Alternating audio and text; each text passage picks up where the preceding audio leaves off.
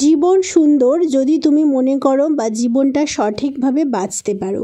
এই যে সকাল থেকে আমার মনটা আজকে একটুখানি খারাপ ছিল, তারপরে ভাবলাম যে না, একটা নতুন জামা পরা যাক, একটু অন্যরকমভাবে সারাদিনটা কাটানো যাক, তাহলে দেখবে মনটা হয়তো ভালো লাগবে, দিনটা একদম স্পেশাল হয়ে যাবে। তাই আমরা বর বউতে মিলে আজকে দিনটা স্পেশাল করার জন্য বর অফিস থেকে প্রথমত তাড়াতাড়ি চলে এসেছে, সেটাতেই আমার অনেকটা মন ভালো হয়ে গেছে।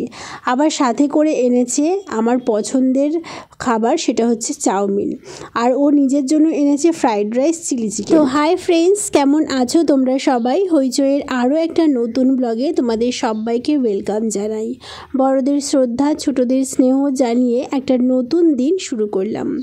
আজকে সকাল থেকে সেরকম কোনো অ্যাক্টিভিটি ছিল না, তাই ব্লগটাও শুরু করিনি, এখন শুরু করছি। আর আমার বর মানে দিনটা সত্যি অন্যরকমভাবে স্পেশাল করে দিয়েছে।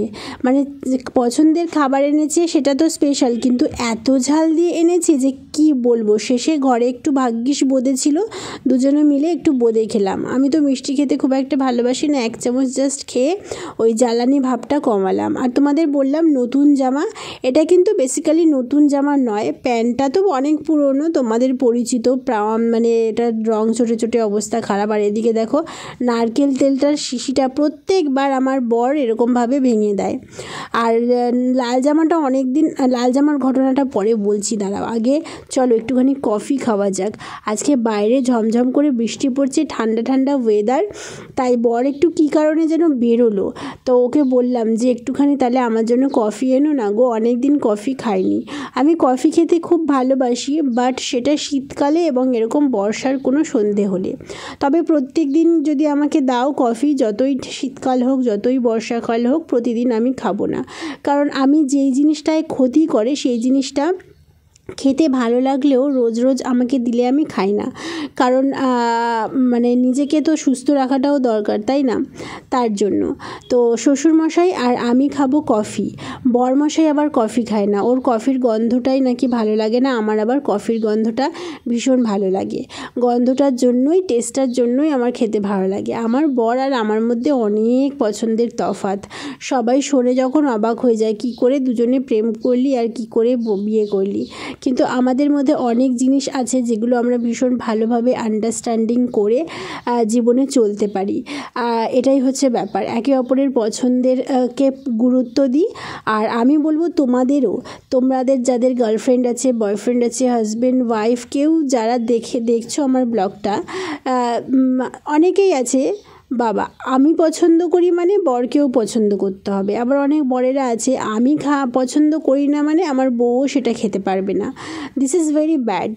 যেটা দুজনে পছন্দ করো, দুজনের পছন্দকে দুজন মানে রেসপেক্ট করো, করো। আর এই দিকে দেখো, আমার গ্যাসটা এত সমস্যা করছে যে গ্যাসে আমি চা বসিয়ে পেঁয়াজ, ক্যাপসিকাম, কাঁচা লঙ্কা, আদা সব কেটে ফেললাম।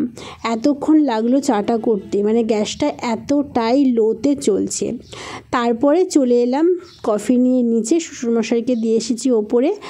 আর কি বলে, কফিটা একটুখানি হয়ে গেছে, মিষ্টিটা বেশি হয়ে গেছে। কফি দেখবে মিষ্টি বেশি দিলে কিন্তু ভালো লাগে না, কিন্তু তাও ভালো লাগছে, অনেক দিন বাদে খাচ্ছি তো ভীষণ ভালো লাগছে। এরকম ঠান্ডার দিনে যদি তোমাদের কারোর বাড়িতে যাই না, আমাকে এরকম 1 কাপ একটু কফি দেবে। এই ছেলেটা রান্না করতে গেলে না আমার কাজ আরো বাড়ে, এটা কই সেটা কই, দেখি সরো। এই যে এইখানটাই আছে বড় করা, বড় করা এইখানে, এই যে বড় করা ছানচাও এখানে আছে। এই দেখো ছানচা, দেখো, চোখ নাড়াবে না, তেল গরম হতে কিন্তু অনেক টাইম লাগবে। এবার বল এসে গেছে চিলি চিকেন মাস্টার। টিভিটা সেট করেছে, এখানে টিভি সেট করে নিয়েছে। রান্নাঘরটা পরিষ্কার করার পর থেকে না মানে রান্নাঘরে ঢুকতেও ভালো লাগছে, যা অবস্থা হয়েছিল বাপরে বাপ। চলো এবার আমি রিল্যাক্সে মোবাইল দেখি, আমার বড় রান্না করুক, তারপরে দেখা হচ্ছে তোমাদের সাথে পরে। আর জানো তো, আমি এই টি শার্টটার কথা তো তোমাদের বলাই হয়নি। এই টি শার্টটা আমার হচ্ছিল না মাঝখানে, মানে একটু মোটু হয়ে গেছিলাম। আবার এই টি শার্টটা আজকে দেখবে নিজে তুমি বুঝতে পারবে, জানো তো, মানে বোঝা যায় এটা যে তুমি রোগা হয়ে গেছো, কতটা রোগা হয়েছো বা মোটা হয়ে গেলে নিজেই কিন্তু বোঝা যায়।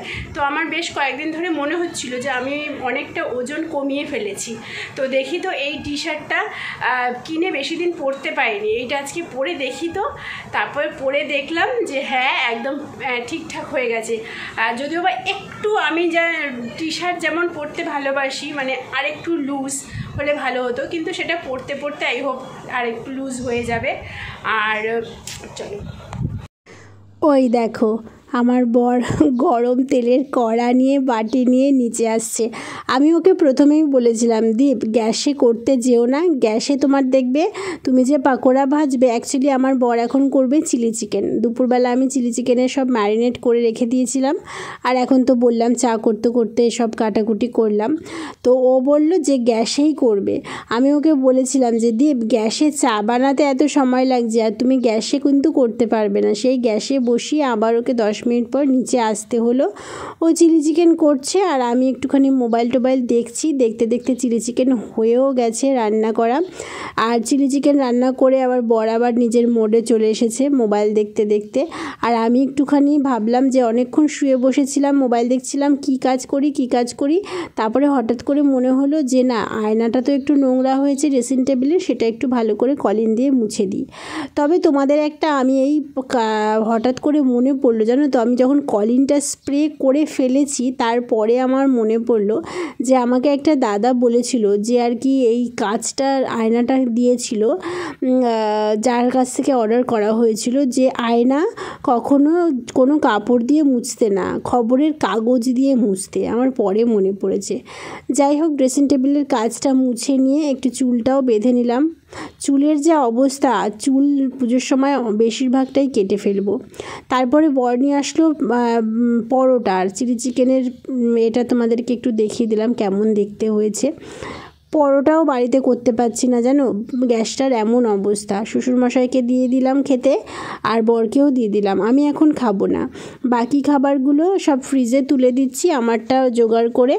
আর কারণ রান্নাঘর একেবারে গুছিয়ে টুছিয়ে। আর এখানে একটা ঘটনা ঘটেছে, দেখো, আমি যে এখানে ক্যামেরাটা সেট করে রেখেছি, আমার শ্বশুরমশাই তো জানে না। এবারে শ্বশুরমশাইয়ের রিয়াকশানটা দেখো। শ্বশুরমশাইকে কি একটা দরকারি কথা বলছিলাম, এবার রিয়াকশানটা তোমরা দেখো। ও আচ্ছা, আমি ভাবছি আমার শ্বশুরমশাই ভাবছে কি হচ্ছে রে বাবা, নিজেকে কেন দেখতে পাচ্ছি। তো যাই হোক, সবাইকে খেতে দেওয়া হয়ে গেছে। এই যে দিনের শেষে এই যে একটা শান্তি, আমরা যারা বাড়িতে থাকি, যারা বাড়ির অন্যান্য মেম্বারদের খাওয়া দাওয়ার দায়িত্ব আমাদের কাঁধে থাকে, তাই না, রান্নাবান্না করে তাদেরকে খাবো। যদিও বা আমি আজকে সন্ধ্যেবেলা কিছুই রান্না করলাম না, শুধু চা কফিটাও করলাম, বাদবাকি বরই করলো। পরোটাও বাইরে থেকে নিয়ে আসলো। কি করব বলো তো, গ্যাসটা এত সমস্যা করছে। তো যেটা বলছিলাম যে এটাই আমাদের শান্তি। দিন শেষে সবাইকে খেতে দিয়ে দিলাম, ব্যাস। তারপরে বৃষ্টির শব্দ শুনতে শুনতে ঘুমিয়ে পড়লাম।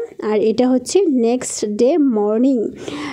ফ্রেশ হয়ে শটাং চলে এসেছি রান্নাঘরে ম্যাগি বানাবো বলে। আজকে বৃহস্পতিবার, শ্বশুরমশাইয়ের ছুটি।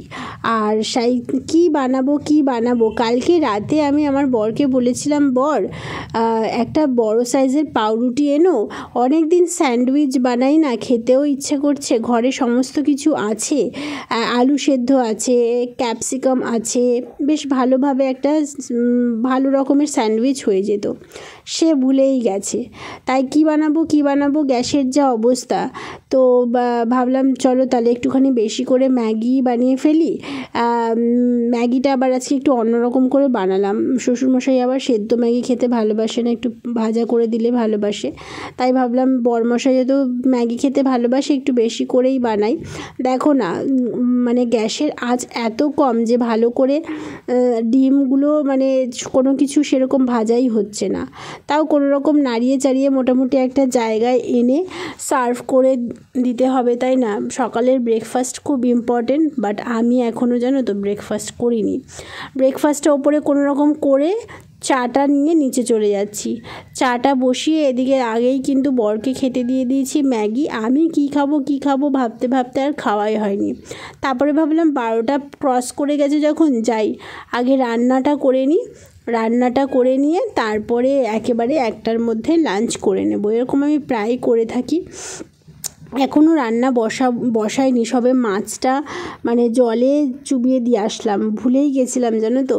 মাছটা বার করে রাখতে একটু আগে বার করলাম, আর কালকে রাতে যে বার করে রাখবো ভুলেই গেছিলাম। ঘরের জানলাগুলো একটু খুলে দিই, বৃষ্টি হোক যাই হোক মানে বাইরের আলোটা একটু আসা প্রয়োজন। আর এদিকে তো বর খুব আনন্দ করে ম্যাগি খাচ্ছে, আর কি বলবো। আমাকে ওই 120 টাকার চালটা 500 দাও তো। দেখো ফ্রাইড রাইস বানাবো, জাস্ট 10 মিনিটের জন্য বেরোলাম। ভালো ছিল, মানে মেঘ ছিল, যাই হোক ঝপ করে বৃষ্টি নেমে গেল। জাস্ট 2 মিনিট হলো বেরোলাম, আটকে পড়েছি। আমার অবস্থা দেখো, কি করব, বৃষ্টি থামছেই না, কতক্ষণ দাঁড়িয়ে আছি। চলে এসেছি বৃষ্টিতে ভিজেই স্নানটা করে নেবো, ব্যাস হয়ে যাবে। ভিজেই গেছিলাম যখন, একেবারে স্নান পুজো করে নিয়েছি। আর এই যে এইদিকে এখানটায় বসিয়ে দিয়েছি মানে ফ্রাইড রাইসের ভাতটা। ফ্রাইড রাইসটা পুরোটাই এখানে করব। ভাতটা আগে করে নিই, ভাতটা যতক্ষণ ঠান্ডা হবে ততক্ষণে মাছের ঝোলটা করে নেব গ্যাসে। কি জ্বালা বলো তো, কিছু বলার নেই আর। চলো, মাছের ঝোল হয়ে গেছে। প্রচণ্ড খিদে পেয়েছে, কেন বলো তো, সকালবেলা খাইনি না, আর এদিকে ট্যাপর বৃষ্টি হয়েই যাচ্ছে। আগে খেয়ে নিই, ফ্রাইড রাইসের জন্য ভাত হয়ে গেছে, সমস্ত কিছু কাটাকুটিও হয়ে গেছে। খেয়ে নিয়ে তারপরে ফ্রাইড রাইসটা বানাবো। যদিও বা এখন না বানালেও কোনো অসুবিধা হতো না, কিন্তু না বানিয়েই রাখবো। আবার সন্ধ্যেবেলা ইচ্ছে করবে না, দীপ যদি আবার দুপুরবেলা চলে আসে তাহলে ওকে পট করে খেতে দিয়ে দিতে পারবো। এখন যদি করি, চলো খেয়ে নিই। বাড়ির বউ হওয়া, being a housewife is not a easy task. সত্যি, ওপরে মাছের ঝোল করে আসলাম, এবারে নিচে এসেছি ফ্রাইড রাইসটা করতে। মানে গ্যাসটা যে এত অবস্থা খারাপ, এদিকে হাতে টাকা নেই, সেজন্য সারাতেও পারছে না। বর বলছে একটু কষ্ট করো বাবু, 1-2 তারিখ আসতে দাও, তারপরে তোমাকে গ্যাসটা সারিয়ে দেবো। আর এভাবে বললে কি আর মানে করা যায়, তাই একটুখানি অ্যাডজাস্ট করার চেষ্টা করছি আর কি।